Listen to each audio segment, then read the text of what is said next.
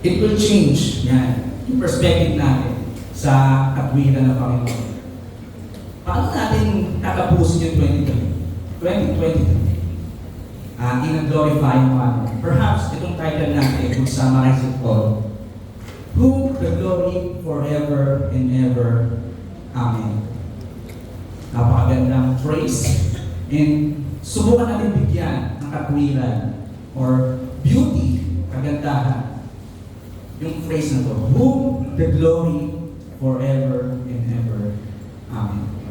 So bago tayo simula, tayo po muna ang manalangin. Let us pray. Lord God, sa pag-aaral ng inyong masalita, dalangin namin na ihanda mo ang bawat isa.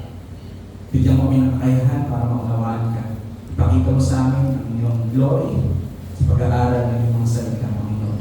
Ito ang aming tayong gustuhan, kaya ihanda mo sa salita, ihanda mo ang makikinig. Sa gayon, makasiguro kami bawat katotohanan namin tatanggapin ng bawat isa. At sa pamagitan nito, naniniwala kami na kami ay magbabago, kami ay mas lalapit sa iyong katwiran dahil makikita namin ang kagandahan ng iyong glory sa mga oras. Ito po ang aming salamat namin sa pangalan ng Panginoong Yesus. Amen. Whom the glory forever and ever. Amen. Parang yan lagi narinig natin sa dulo ng mga panalangin sa iyo, kalwalhatian, pakilanman. Amen.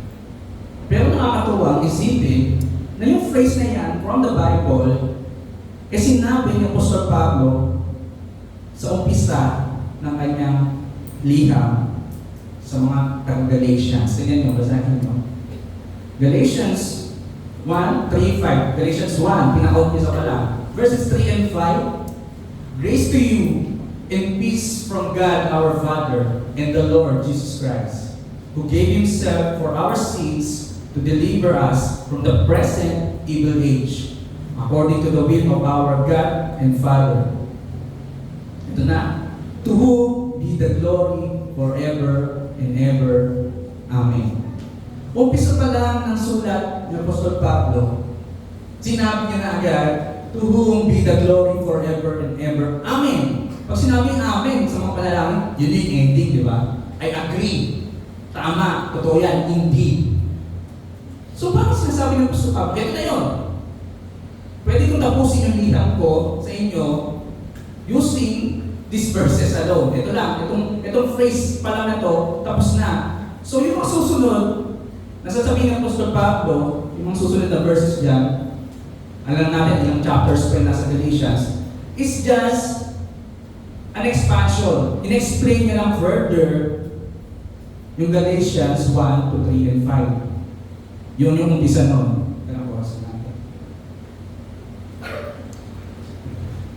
Ibig sabihin, sabi niya Apostol Pablo, pwede na to eh.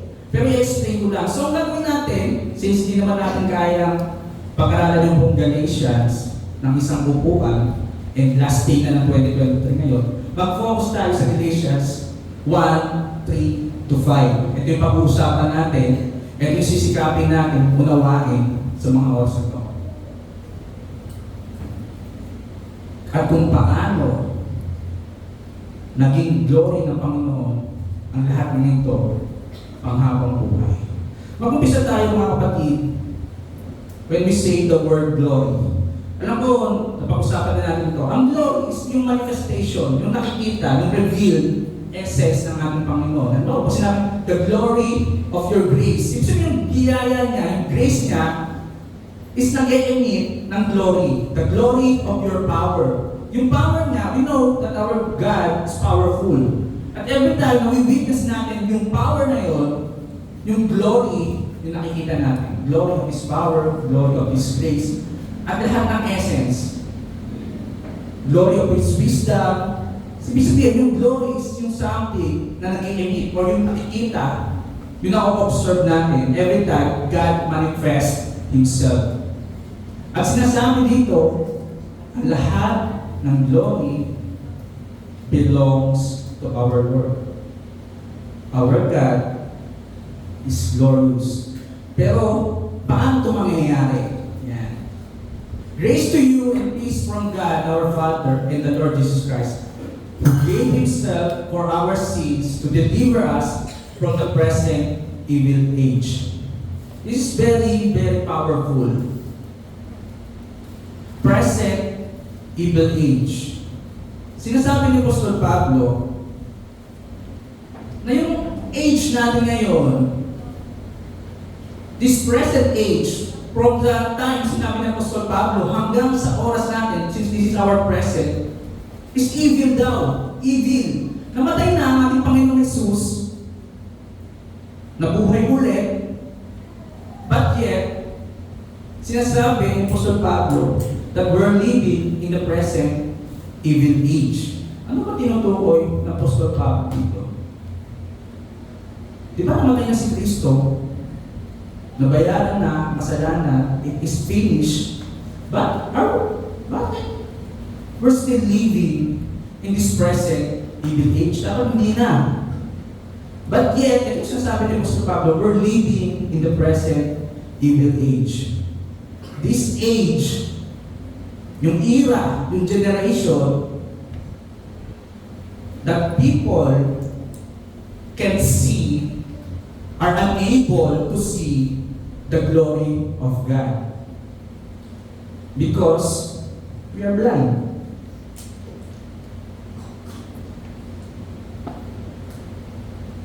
Paano makikita ang kaluwalhatian ng Panginoon kung bulag ka?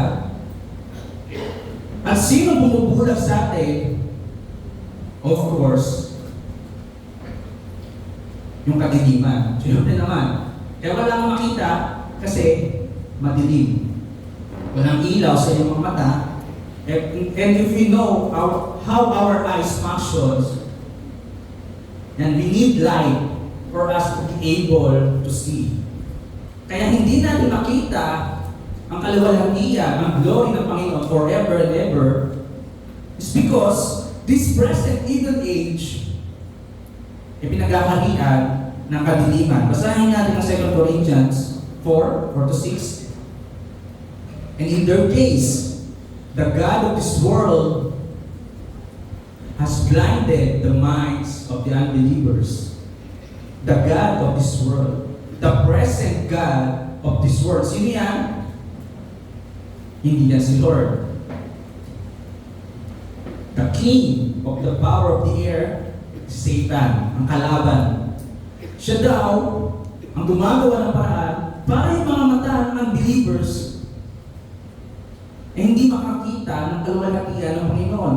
He has blinded the minds of the unbelievers to keep them from seeing the light of the gospel of the glory of Christ. Hindi nila makita yung ganda ng gospel. Hindi mainit. Hindi tumagos sa mga unbelievers yung glory ng gospel. Nakakapansin nyo, yung glory.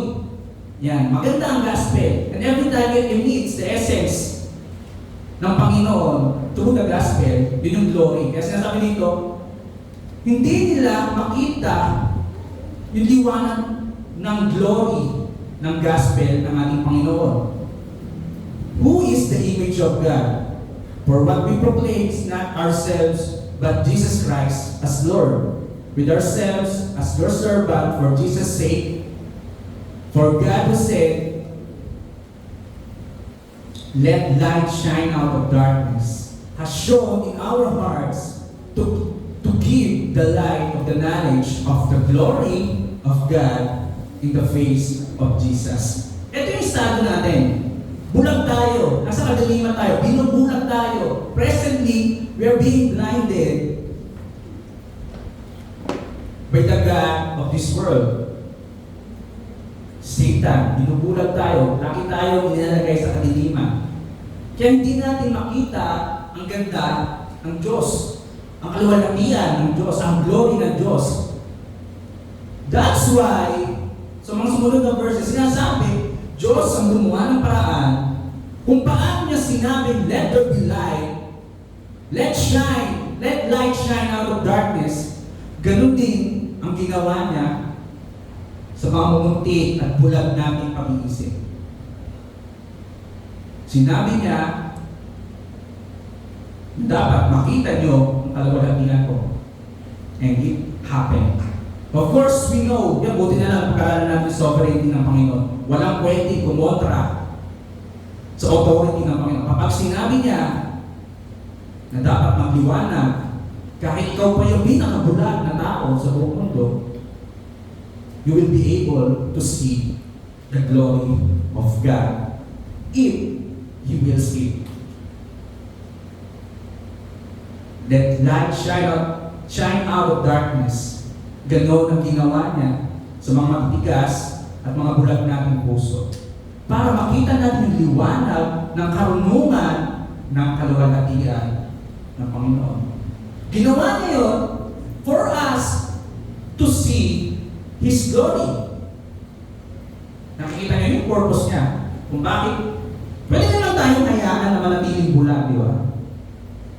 Pwede niyang hayaan na, we live in the darkness, blinded. Sumunod tayo sa tawag ng laman. Pero hindi yun yung magustuhan niya. Gumawa siya ng paraan, he decided magkaroon ng liwanag yung mga puso natin. This is a very wonderful thing, mga kapatid, kung di nyo marirealize. Pwede niyang hayaan. He can let us by ourselves. Hindi tayo mabulag, mapaloko sa kasinungalingan. Pero hindi yun yung purpose ng Panginoon. For us to see His glory, we must know the truth, yung knowledge. For us to see His glory, His beauty, His wonderful power, He allowed us, gumawa siya ng paraan para makita natin siya. Wala pa akong nakitang bulag na dahil gusto niya makita, inagawa niya magamot yung sarili niya. Siguro pag hawak pa lang ng mga scalpel o kahit anong medicine, hirap na siya. Hindi niya na magagawa kasi bulag siya. Walang bulag ang kayang makita panandali para gamutin yung kabulagan niya. We need the help of a great physician for us to be able to do that. And this transcends sa lahat ng bagay, mga kapatid. Lahat po ng bagay ay nangyayari for us to see the glory of God. Kahit sa mga hindi masyado maganda, kahit sa mga maganda, isa lang palagi ang aim ng Panginoon. For us to see His glory. This is the God-centeredness na plano ng Panginoon. Ang lahat ng bagay, ang sentro po niyan ay Panginoon. So, sa ganung paraan pa lamang, malalaman na natin kung nalalayo tayo sa Panginoon. Kapag yung sarili natin yung focus natin, ibig sabihin, nalalayo tayo sa Panginoon. God should be the center of our lives for us to see His glory. Hindi natin makikita ang glory ng Panginoon kung hindi siya ang sentro ng lahat ng bagay. Kahit hindi masyadong mga magandang bagay, sasabihin ko, ulit-ulitin ko, we can see God's glory. Makikita ko ba kayo walang ng Panginoon kapag natanggal ako sa trabaho, kapag malaki yung utang ko, kapag siga-sigadot yung relasyon ko sa pamilya, sa kaibigan, sa mga katrabaho. Una sa lahat, nangyayari yan, inalaw yan ng Panginoon for you to see His glory. Kahapon lamang po, yan mga kapatid. Yan, nasa biyahe kami. Papunta kami Ayala Mall. Ayun yung pag-usapan namin, yung kalagayan ni Mama Neri. Natanong ko lang kung kapag na-operahan ba si Mama Neri, yung kakakita na ulit na maliwanag. Eh sabi ni Mama, ano na lang daw, parang dinidelay yung ultimate na pagkagulang. Siyempre sa amin, parang ano na lang. Pero deep inside, malaki yun, malaking bagay yun, mahirap yun. Pero siyempre, kung strong, mga kaibigan. So, paano papaisip ako? Bakit kailangan yung gano'n? Ano dapat natin ma-realize sa mga ganitong bagay? Dapat ba tayo magtanong sa Panginoon, bakit naman gano'n, Lord? Kailangan pa talaga itong ganito ganyan. Ano ba dapat mentality natin sa mga ganitong pagkakataon? And apparently, hindi mo kailangan ng perfect 2020 vision to see the glory of God. In fact, kahit bulag ka physically, ito yung assurance natin, ito yung confidence natin mga kapatid. Kahit nakasalamin ka, yan, visually disabled ka, nahihirapan kang makita, kaya mong makita ang kaluwalhatian ng Panginoon. At sa kaso ni Mama Nelly, nagkataon na alam ng Diyos na kahit malabo yung mata, kahit hindi na babalik sa dati, yung vision, she can still see the glory of God. Ganun po sa lahat ng bagay, mga kapatid. Kahit gaano kalaking delubyo yung mangyari sa inyo, we're sure na nangyari yun dahil kalooban niyo ng Panginoon. At the same time, it won't hinder us to see the glory of our Lord. Lahat po ng mga magagandang bagay ay gusto ng Panginoon. Ang lahat po ng hindi masyadong magagandang bagay ay inalaw ng Panginoon for us to see the glory of God. Alam niyo po, mas pangit naman kung 2020 nga yung vision natin, pero hindi naman natin makita ang kaluwalhatian ng Panginoon. Pili ka, malabo mata mo pero nakikita mo ang kaluwalhatian ng Panginoon. Or malinaw ang mata mo, pero hindi mo makita ang kagandahan ng Panginoon sa buhay mo. Ang Panginoon natin ay hindi nagkakamali. Pwedeng bulag ka physically, pero yung spiritual eyes mo ay nakakakita sa kaluwalhatian ng Panginoon, that's enough. Mas mapalad kang higit sa mga taong kompleto ang katawan, pero hindi naman makita ang katwiran ng Panginoon. Pero ulitin ko mga kapatid, hindi natin kahit gamutin yung mga spiritual abilities natin. Kailangan natin ng tulong ng Panginoon. Especially if you are dead. Ephesians 2:1-3.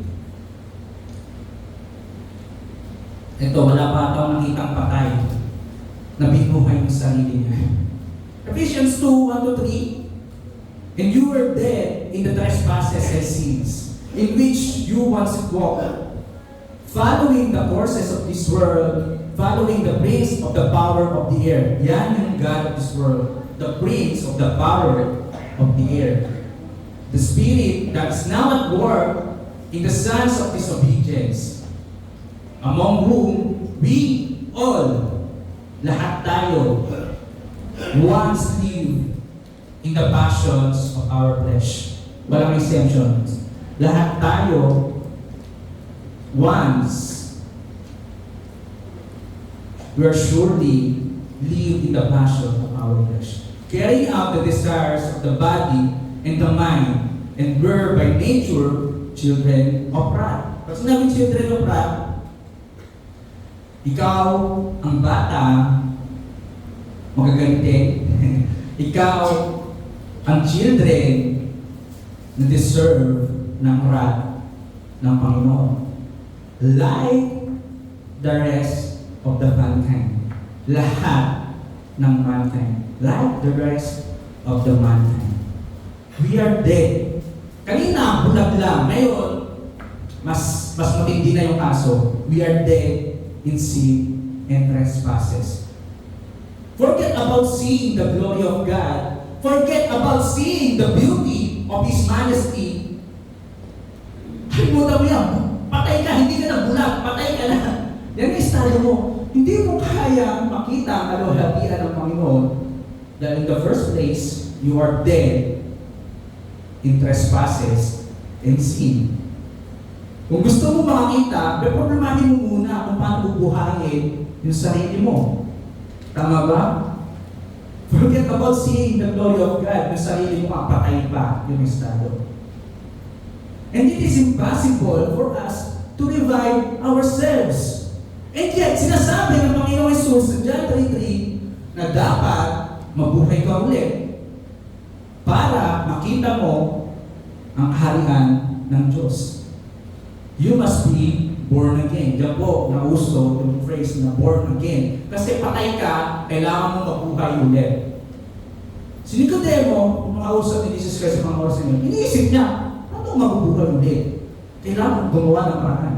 He understands na he must do something, but he didn't understand. He failed to understand na wala siyang kaya gawin kasi nga patay siya. We are dead in trespasses and sin. But not God.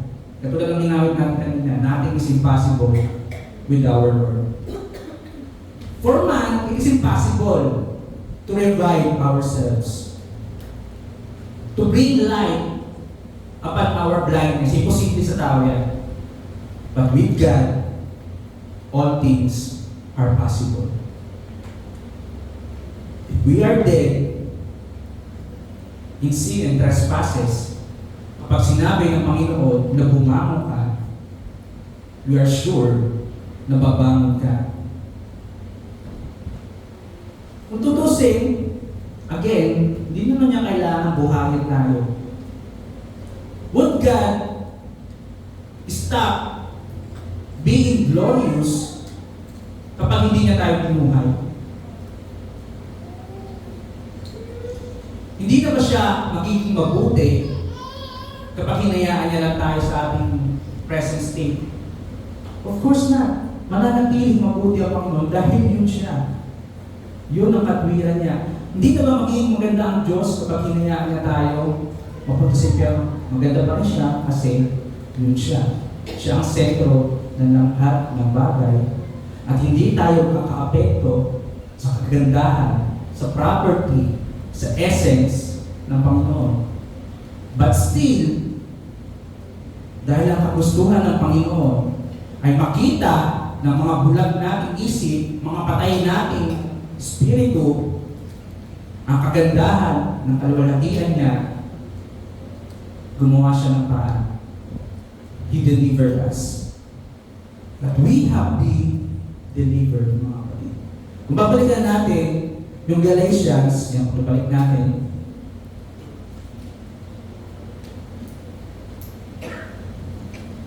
we understand na yung present evil age is blinding us. Yan pa rin ang kalagayan natin sa mga oras na ito.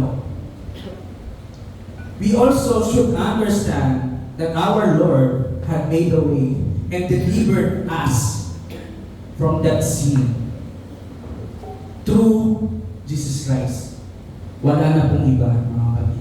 Sinasabi dito sa very specific verse na to, na sa pamamagitan ng ating Panginoon, binigay ni Kristo ang kanyang sarili kapalit niya ang kasalanan sa kadahilanan na kailangan ma-deliver tayo from this present evil age. So, binigay ng ating Panginoon ang kanyang buhay with the very reason na para i-deliver tayo at hindi hayaan na mamuhay na bulag at patay. Jesus Christ died to deliver us.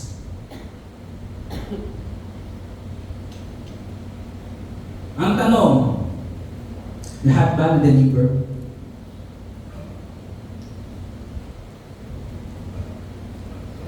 Very specific ang sinasabi ng ating Panginoon na siya, binigay niya ang buhay niya to deliver us.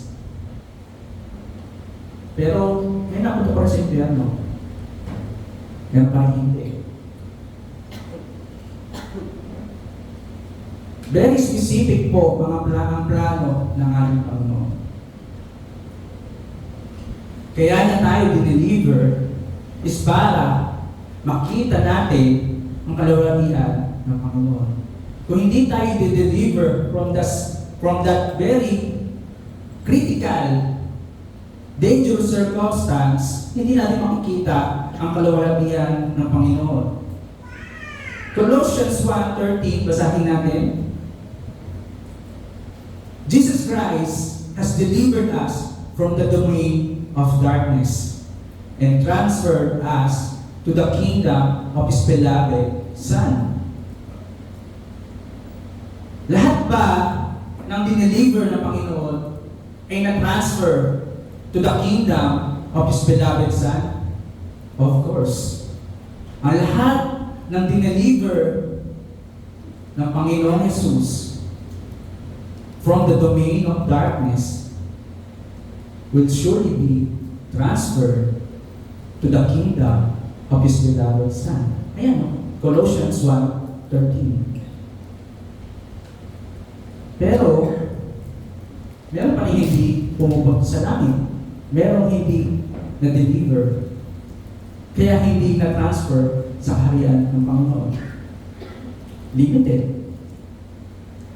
Pinili ang dineliver, ang niligtas ng Panginoon. I hope this settles kung ano yung ginawa ng ating Panginoon Jesus. It should be clear for us.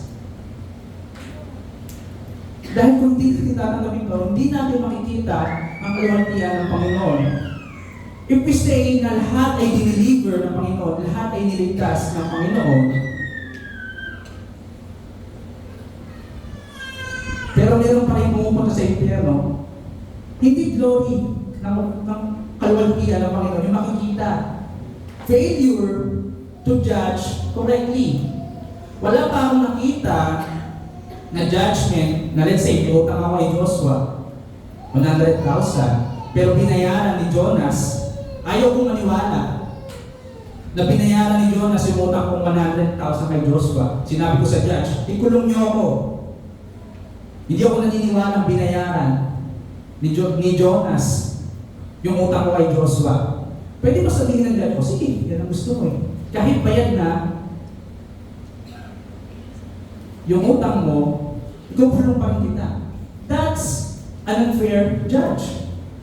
Dahil binayaran na ni Jonas yung utang ko. Hindi kaluwalhatian ng Panginoon makikita. Ang makikita ay kapalpakan ng Panginoon kapag ganun siya mag-judge. For us to see the glory of God, intindihin natin yung plano ng Panginoon. Pumili siya according to His will. Pumili siya ng iilan to see the glory of God. And if you are able to see the glory of God, rejoice.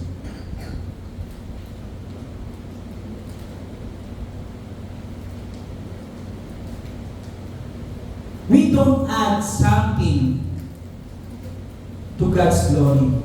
Iniisip ba natin na naging mabuti lamang ang Panginoon kapag nagliligtas siya? Iniisip ba natin na naging mabuti lang ang ating Diyos from the time na niligtas niya tayo? Sabi ko nga, walang mananagutan sa atin ng aming Panginoon. Pwede niya tayong hayaan. It doesn't diminish the glory of our Lord. It doesn't minimizes the beauty of our Lord. Hindi rin tayo makakadagdag sa kaluwalhatian ng Panginoon. Anong ginagawa natin? We acknowledge that God is glorious. Ang present state natin, bulag tayo. Hindi natin kaya makita ang kaluwalhatian ng Panginoon. But it doesn't mean na hindi na maluwalhati ang Panginoon. Nagkataon lang na hindi natin makita yung kaluwalhatian ng Panginoon. But in reality, it will always be the reality of our Lord. He is always glorious. Ang kailangan natin gawin is to acknowledge it, to see it. Makita natin ito with our spiritual eyes for us to acknowledge it. Hindi natin nadadagdagan ang kabutihan ng Panginoon every time na mayroong isang maliligtas. napapatunayan lamang, napapakita lamang, mas dumadami lamang yung nakakakita ng kaluwalhatian ng Panginoon every time na merong mabubuksan ng mga mata, mabubuhay ulit, and will therefore glorify, praise the glory of His grace. Most people won't acknowledge the glory, yung plano ng Panginoon, yung ganda ng plano ng Panginoon. Siyempre, ultimately kasi, like rest of the mankind, they are still children of wrath, blinded by the darkness. Kaya hindi nila makita ang kaluwalhatian ng ganda ng plano ng Panginoon. But it is God's will, kagustuhan ng Panginoon, that we see His glory for the purpose of His glory. Ang kagustuhan ng Panginoon, mga kapatid, makita yung kaluwalhatian niya para saan? Para sa kaluwalhatian niya. Yun yung essence natin mga tao. Yun yung essence natin ng mga buhay ulit, yung mga tao na nakikita na yung kaluwalhatian ng ating Panginoon. It is for God's glory. Basahin natin Ephesians 1:4-7. Even as He chose us in Him before the foundation of the world, that we should be holy and blameless before Him. In love, He predestined us for adoption to Himself as sons through Jesus Christ, according to the purpose of His will, to the praise of His glorious grace, with which He has blessed us in the Beloved. In Him we have redemption through His blood, the forgiveness of our trespasses according to the riches of His grace. Napakaganda ng verse na to, pero hindi natin maunawang mabuti. Kaya iisa-isahin natin, hihimayin natin kahit papaano yung ganda ng plano ng Panginoon. Una sa lahat,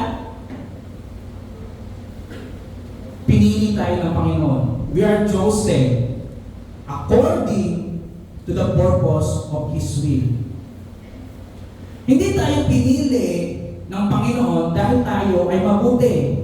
Hindi tayo pinili ng Panginoon dahil tayo ay medyo maganda o guwapo.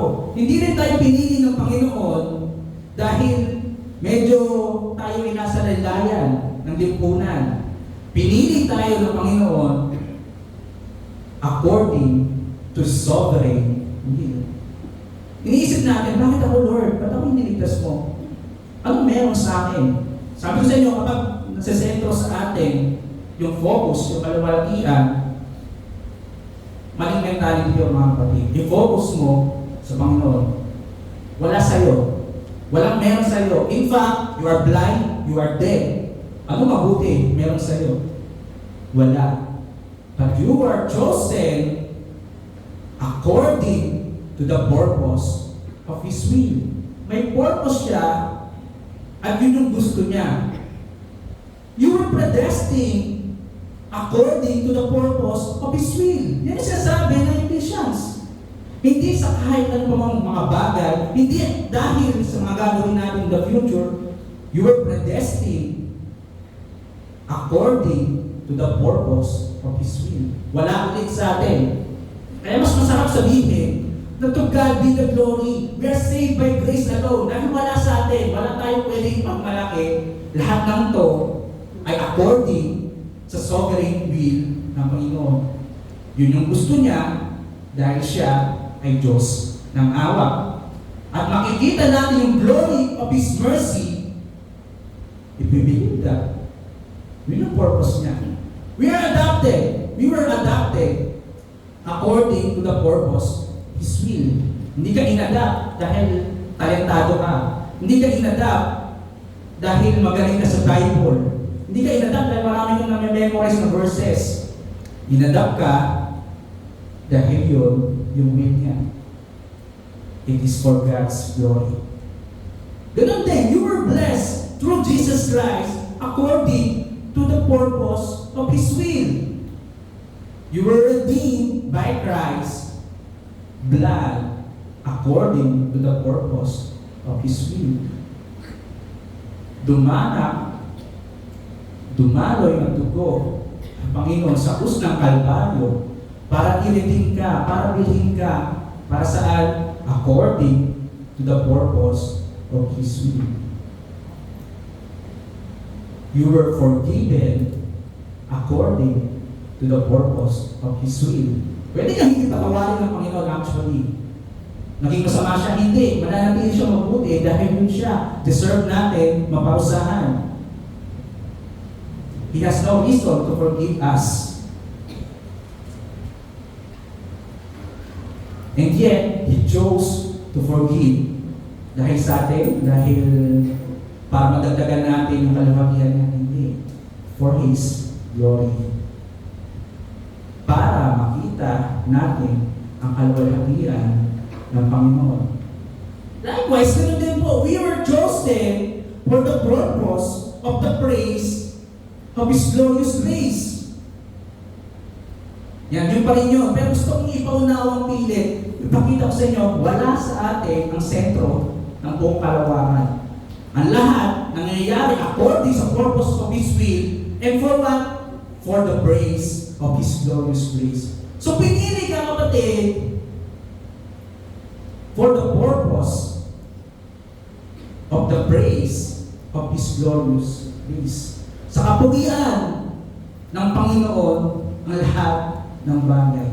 Yung glory ng lahat ng ito ay para sa glory ng Panginoon. So that no one would be able to boast. Wala tayong grounds to boast anything, anywhere, in any time. We are saved by grace alone, according to the purpose of His will, for the praise of His glory and His glory alone. We were predestined same way, para sa kapurihan ng ating Panginoon. We were adopted for the praise of His glorious grace. Matatapos na itong 2023 na ito, as we look back, lahat ng bagay na nangyari sa buong 2023, in fact, even before that, years before that, lahat ng bagay na nangyari for the praise of glory of His grace. We were blessed to Jesus Christ. I'm sure buong 2023 natin, na-experience natin ang biyaya ng Panginoon. May mga nakapasa sa exam, may mga na-promote, may mga nabili ng sasakyan, mga bagong bahay. We say, to God be the glory, di ba? And that is true. Inalaw yan ng Panginoon, nangyari sa mga buhay natin to praise God. Nagkaanak ka, na-promote ka, lumaki yung sweldo mo, o nagkaroon ka ng jowa, nakapagbakasyon ka, na-experience mo yung ganda ng creation ng Panginoon, naka-travel ka. All those things happen because God allowed it according to His will. Anong will it? Naalala mo ba?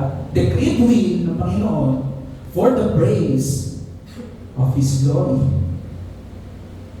You were blessed for the praise of His glory.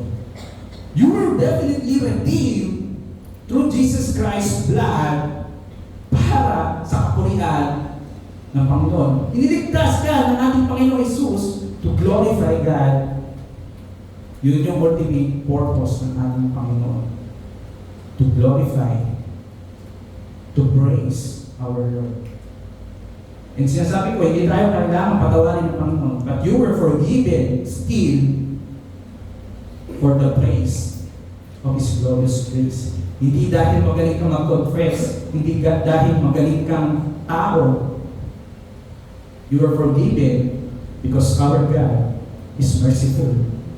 And if you experience the mercy of our Lord, purihin siya. It is for God's glory. Simple, naikli lang yung verse na to, pero it teaches us very something very unique, that yung Lord natin should be the center of everything and anything sa lahat ng bagay. Mga kapatid, God didn't see anything in us. Walang kahit anong maluwalhati sa atin. Tingin ba natin na promote tayo, kung masenso yung buhay natin dahil masipag tayo, pwede niyang pigilan kahit anong oras na gusto niyo. Piling ba natin, sinagot tayo ng mga nililigawan natin dahil tayo medyo charismatic? Inilaw niya yun for His praise, for His glory. And definitely, we are saved hindi dahil sa mga sarili natin. Wala tayong kayang iambag, wala tayong kayang i-offer sa perfect and complete God. He didn't see anything glorious. Bakit? Every time God looks at Himself, He's the ultimate glorious thing. Siya yung pinaka-glorious. So, ano tayo natin i-offer, mga kapatid? Wala tayong kayang ibang tapat. I-bargain, Lord, ito yung akin. Bigay mo yung kaligtasan. Wala tayong kayang gawin ganun. There's nothing worth mentioning sa mga buhay natin when we're facing the ultimate glorious Lord. Ano kaya natin i-offer? Wala. So every time God looks at us, wala tayong kaya i-offer. There's nothing glorious in us. At di natin may encourage, ma-advise, Lord, piliin mo ako. Kasi ganito ako, ganyan. Wala. God didn't see anything glorious in us in order for Him to choose, adopt, save, and forgive us. Wala kahit isa. Pero ang Diyos natin, dahil Siya ay mabuti, at dahil gusto Niya na makita mo ang kabutihan na iyon, ang glory ng kabaitan ng ating Panginoon, the goodness of our Lord, God wants us to see the glory of His grace. That's why He chose you, adopted you, saved you, and has forgiven you. Bilang mga Kristiyano, dapat natin makita lahat ng bagay na inalaw ng Panginoon para makita natin yung glory of His grace. Para sa kapurihan ng kaluwalhatian ng ating Panginoon.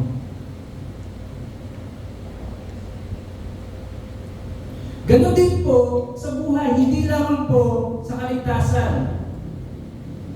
Lahat po ay para sa kaluwalhatian ng Panginoon. Philippians 1:9-11, ito yung panalangin ni Apostol Pablo. It is my prayer that your love may abound more and more, with knowledge and all discernment, so that you may approve what is excellent, and to be pure and blameless for the day of Christ, filled with the fruit of righteousness that comes through Jesus Christ. Basahin nyo, to the glory and praise of God. Panalangin ni Apostol Pablo na matuto tayo magmahal, mag-umapaw yung pagmamahal sa mga buhay natin.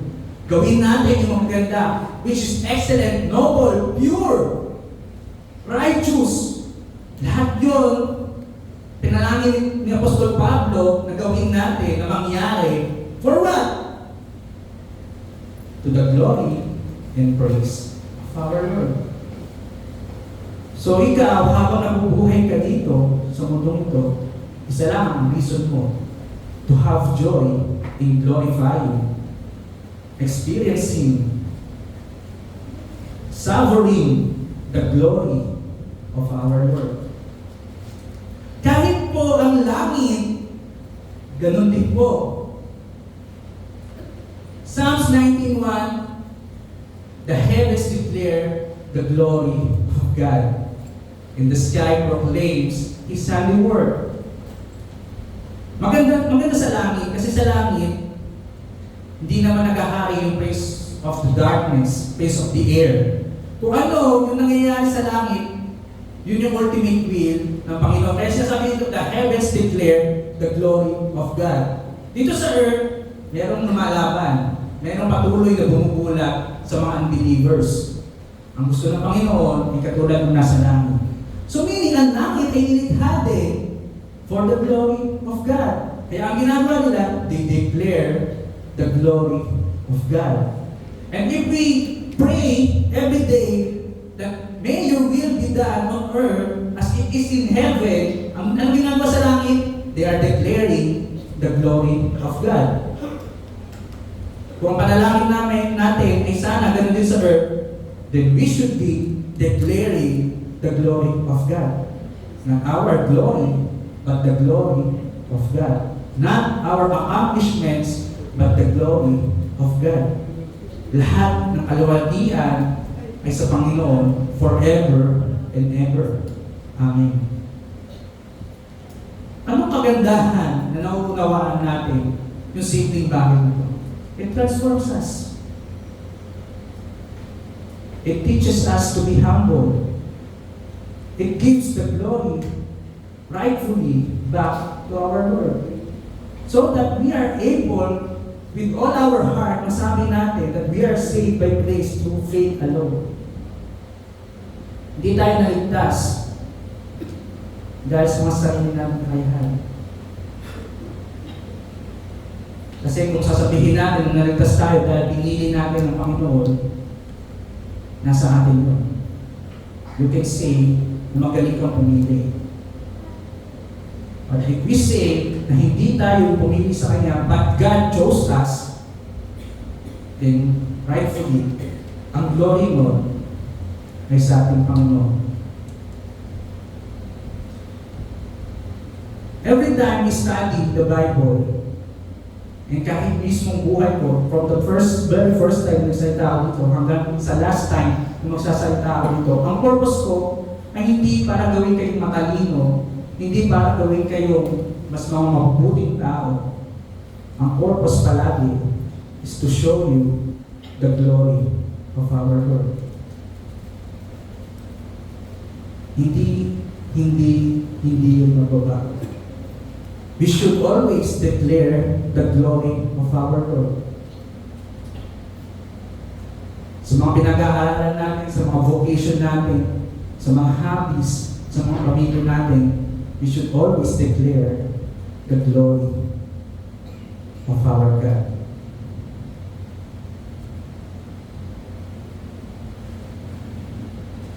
Hindi yung mga sarili natin karunungan, hindi yung mga sarili natin kagahitan, bagkos the glory of our Lord. Isa siguro sa mga blessings na maging anak ang pastor, hindi mo kailangan maghintay tuwing linggo para pwede kang magtanong. Kapag anak ka ng pastor, kahit Lunes ka magtanong, masasagot ka kasi kasama mo sa bahay. Bago kami matulog, ang kwentuhan, makikinig ng mga sermon, nila John MacArthur, nila John Piper. Pagkatapos kumain, mag-uusap pa rin ng mga bagay patungkol sa Biblia. Kaya medyo namimiss natin si Daddy, pero yun yung benefits. Pero mas maraming mahirap kasi syempre, kapag anak ka ng pastor, iba yung tingin sa'yo, dapat ganito ka, dapat ganyan ka. Pero isa sa pinakamagandang blessing siguro talaga kapag anak ng pastor, ay kapag meron kang katanungan, madali lumapit. And we all respect si Daddy, ako din, pero we don't worship si Daddy. Pare-pares tayo na sinasamba. And madalas,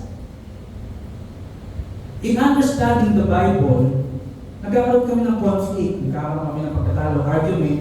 Pero ito yung maganda mga kapatid. Kahit meron kami mga argument, madalas siya yung nananalo, pero, nananalo din ako minsan. Pero ito yung maganda mga kapatid. If we truly want to see the glory of God, it is very easy for us to change our minds. Kung nakikita mo ang kaluwalhatian ng Panginoon, yung plano ng Panginoon, if this declares the glory of our Lord, wala tayong dapat pagdalunan.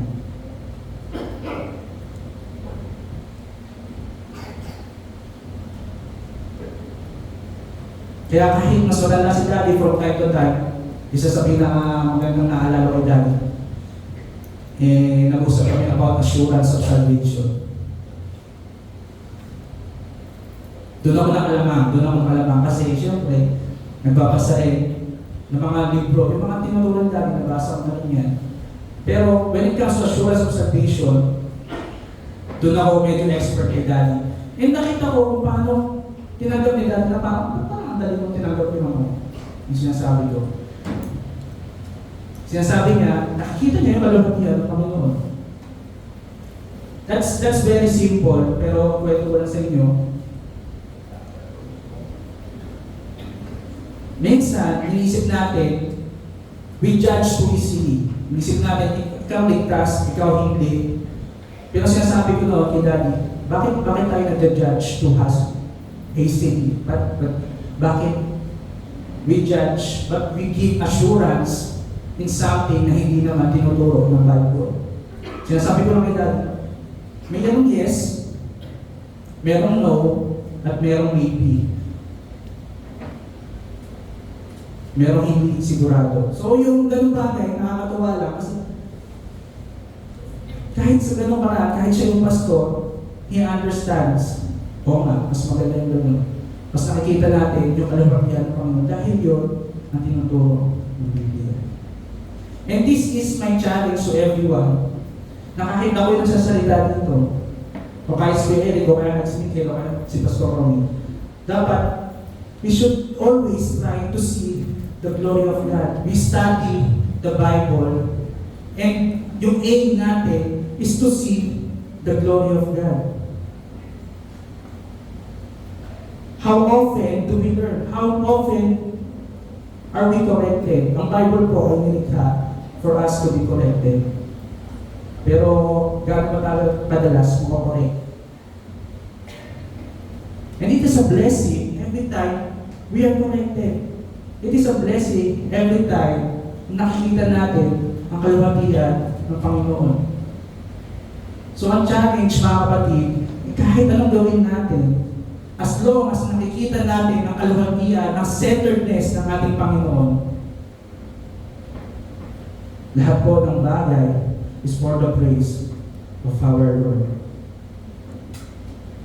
Anything that diminishes or anything that robs the glory of God, robs the place of God in our centered lives,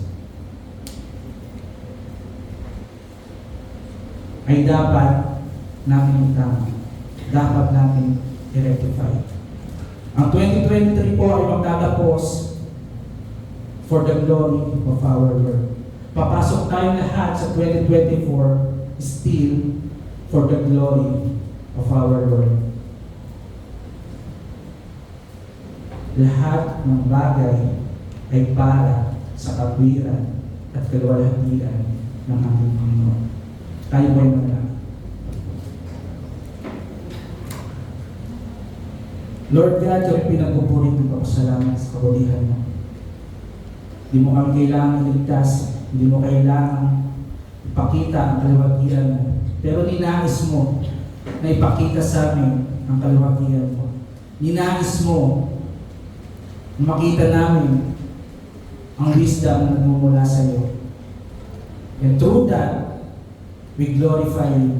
Through that, we magnify your name. Salamat Panginoon dahil hindi mo kami hinayaan na manatiling patay. Hindi mo kami hinayaan na manatiling bulag. Ninais mo na makita namin ang kaluwalhatian mo. At hindi kami magsisisi na nakikita namin ang kaluwalhatian mo sa oras na ito.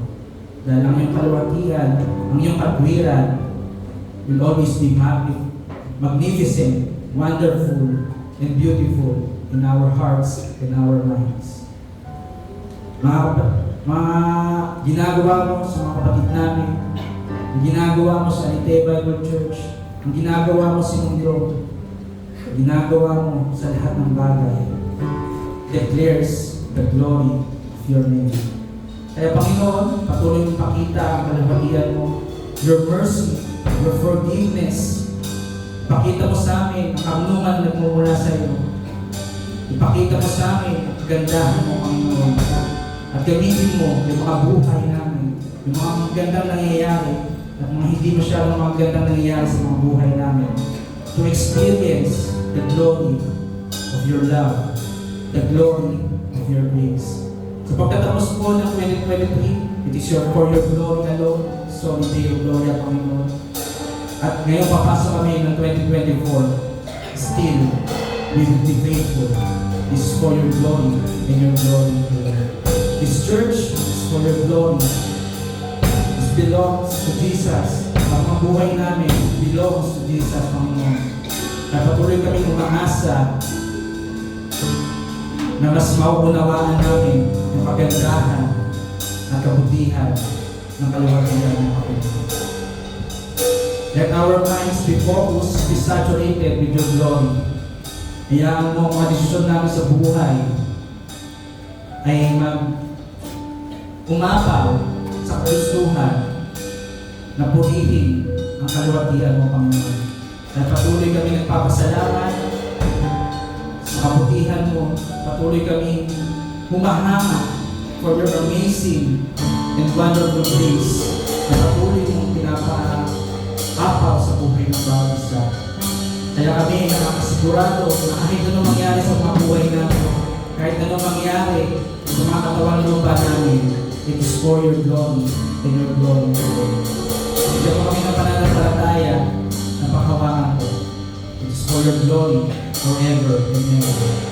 Kaya patuloy kami aawit, patuloy kami mag-aaral ng mga salita, patuloy kami magpapasalamat, patuloy kami magtipon-tipon, patuloy kami magbubukan ng aming mga bibig. Hindi para itaas yung mga sarili namin, para itaas ang iyong kaluwalhatian. Ito yung purpose ng mga buhay namin. At turuan mo kami to enjoy your glory. Even our Lord Jesus Christ glorifies you, Lord.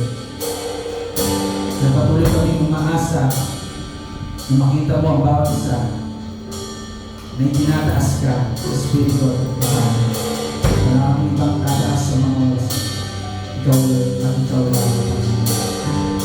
Ang lahat ng papuri, ang lahat ng glory ay sa iyo lamang, forever and ever. Amen.